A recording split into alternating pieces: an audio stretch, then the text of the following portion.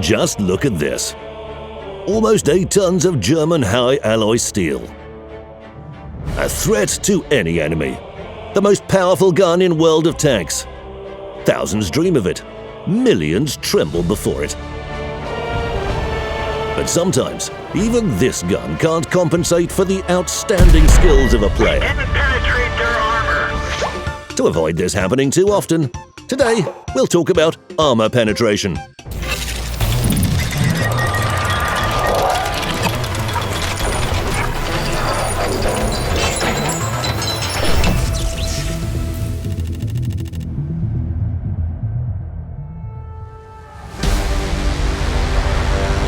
Any gun has a standard set of characteristics: damage, accuracy, aiming time, and rate of fire. But all this is useless if you're unable to penetrate the armor. We didn't even scratch. To fire effectively, you should learn how penetration mechanics work, That one didn't go through. understand their principles. Let's start with some theory from our confidential informant. Every shell in the game has its penetration capability. The documentation specifies its average value when firing from 100 meters. The actual penetration can be 25% higher or lower. The damage caused is calculated in a similar manner. Thanks, CI. Let's go further and have a small experiment. We'll take 2 T-57 Heavy and 2 AMX tanks. This choice is not accidental. Both vehicles feature 120mm guns, equal average damage, and almost the same penetration with armor-piercing and high-explosive shells. The key difference is the type of premium shells they have. The AMX features armor-piercing composite rigid shells, and the T-57 Heavy can fire high-explosive anti-tank shells. The targets are placed not far from our vehicles. I don't think any of the tanks will have problems penetrating their armor, but let's see. The first tank fires an AP shell, the second shoots an APCR shell, the third vehicle goes for a heat shell, and the fourth fires an HE shell. None of them had a problem. Let's make the task more complicated. We'll put the targets behind cover and repeat the experiment. As you can see, the result is a bit different. The HE shell dealt only splash damage, and the heat shell got stuck in the fence. But this isn't over yet. Now we're going to remove the obstacles and take the target a bit further away. The guns fire and the result is different again. Few people realize that different shell types would be best for firing at the same target in different situations. To do this correctly, you need some theory. As you know, there are 4 shell types, each with its unique properties. The main shell type used by most tanks is the armor-piercing shell. These shells fly quickly, but their penetration capability slightly reduces with distance. Their penetration capability also reduces when they hit a destructible object, like a fence or a vehicle. The fastest shells are APCR ones. Only weekends pass by faster. APCR shells can go through fences too, but with distance they lose their penetration capacity more than AP shells.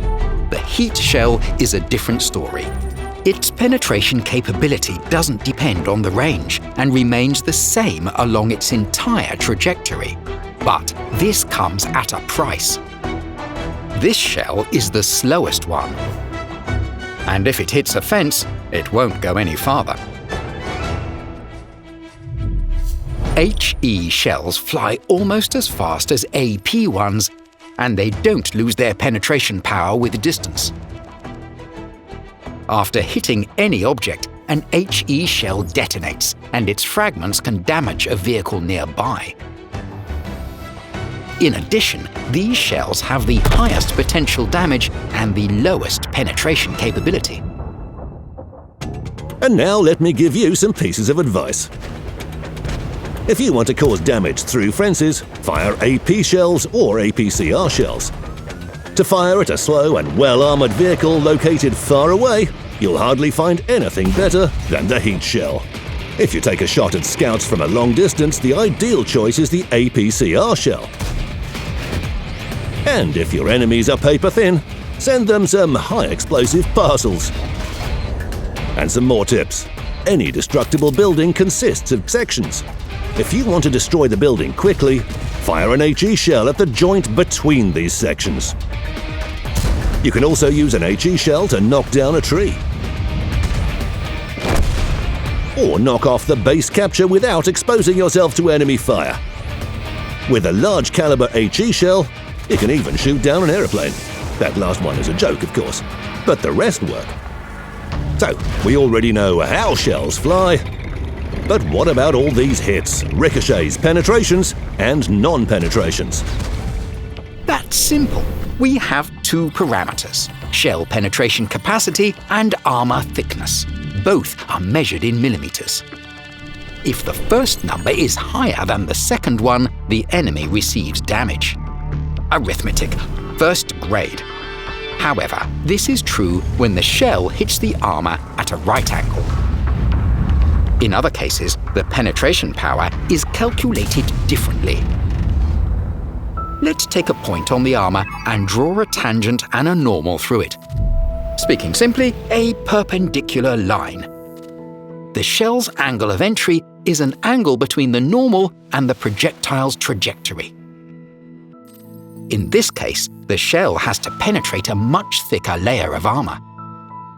The relative armor is calculated as the ratio of the nominal armor thickness to the cosines of the entry angle. The smaller this angle is, the higher the chance of penetrating the armor, and vice versa. Geometry, 7th grade. That's why you shouldn't always fire rapidly.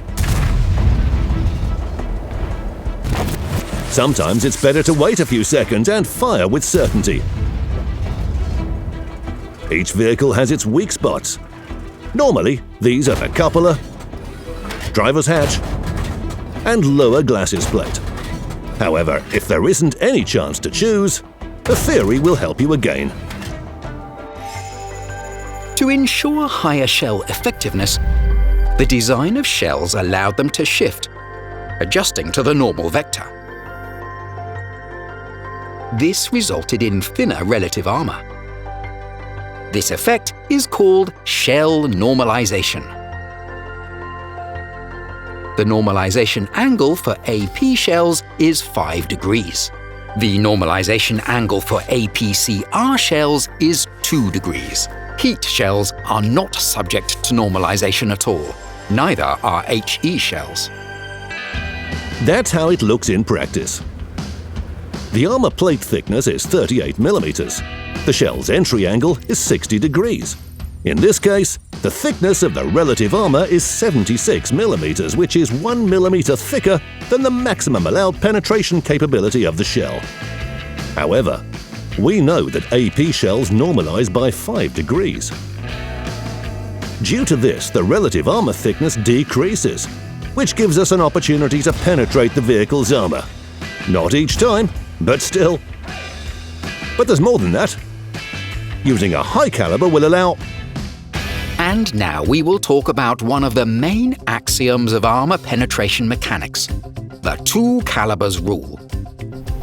This rule says, if the shell caliber is more than twice the nominal armor thickness, the shell's shift angle to the normal vector increases according to the formula. So, if you use a higher caliber, the normalization factor will greatly increase. The target, the angle, and the armor penetration performance is the same. But the shell has to pierce 50 millimeters of armor instead of 66 millimeters. Now, each shot results in damage. But that's too simple. Let's increase the angle. It's still able to penetrate, but wait. What do we have here? Ricochet. By the way, talking of ricochets, AP shells and APCR shells ricochet at an angle of 70 degrees or more, losing 25% of their penetration capability.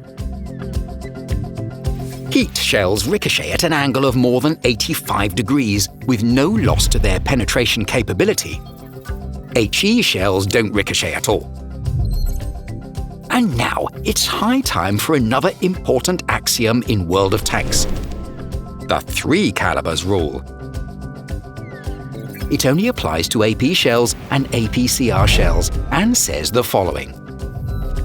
If the shell caliber is more than thrice the nominal armor thickness, there will be no ricochet. Whatever the thickness of the relative armor, the shell will attempt to penetrate it at any angle. Whoa, easy. In summary, if the angle is more than 70 degrees, there's no point in using AP shells or APCR shells, unless you're trying to aim at an enemy vehicle hiding behind a building, or you're firing from a really big gun. If you use heat shells, you can fire at even greater angles. However, note that this type of shell doesn't normalize, and it will have to pierce the whole thickness of the relative armor. So don't be too surprised if you hear, "We didn't penetrate their armor." We didn't penetrate their armor. But we're not finished. We haven't mentioned the screens. When an armor-piercing or armor-piercing composite rigid shell hits spaced armor, the following happens. The entry angle and the shell's precise penetration capacity are calculated. At the same time, the ricochet and the 3 calibers rule are being verified. If neither of the two is triggered, normalization and relative armor thickness are calculated. Then, if the shell has enough piercing power, it penetrates the screen. But its penetration capability is reduced by the value of relative armor thickness. Then, if the projectile hits the main armor, the above-mentioned calculations are made again. And it's only after this that damage is or isn't inflicted on the enemy vehicle. When a heat shell hits the screen, the situation is somewhat different. The 3 calibers rule doesn't apply here. The ricochet angle is different and the shell doesn't normalize. Hence, the cumulative jet attempts to pierce the screen at the same angle as the shell's trajectory. If the armor has been penetrated, this jet will lose 5% of its armor-piercing power for every 10 centimeters of traveled distance. That's why heat shells rarely deliver damage when hitting spaced armor or tracks. The effect on the armor made by the high explosive shells is quite a long story, which we'll tell you next time. And now, a few words about one painful issue. This doesn't happen very often, but every time it does, players get frustrated. This message should be familiar to every tanker.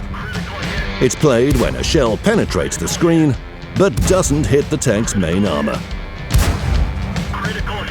And if a shell penetrates the screen, then hits the main armor but fails to penetrate it, the player hears, We didn't penetrate their armor. You can also hear this message when firing at any external module. Critical hit. Each gun, track, and piece of optical equipment has its own armor thickness. When a shell hits these elements, it doesn't rebound and has to pierce through their armor.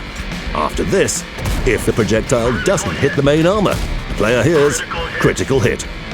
And if it actually hits the main armor without penetrating it, the firer hears, We didn't penetrate their armor. Penetrate their armor. Of course, there are other situations when you may hear these messages, but we've discussed the most frequent.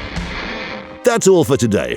Remember, you can research a top vehicle, mount the most expensive equipment and consumables, or even fire premium shells. But if you don't learn how to effectively penetrate enemy vehicles, the only thing left is to rely on your skillful comrades. If you want to know more about what happens to a shell after it penetrates the armor, click the like button and leave your comments. We'll make a video. Use these mechanics and win some battles.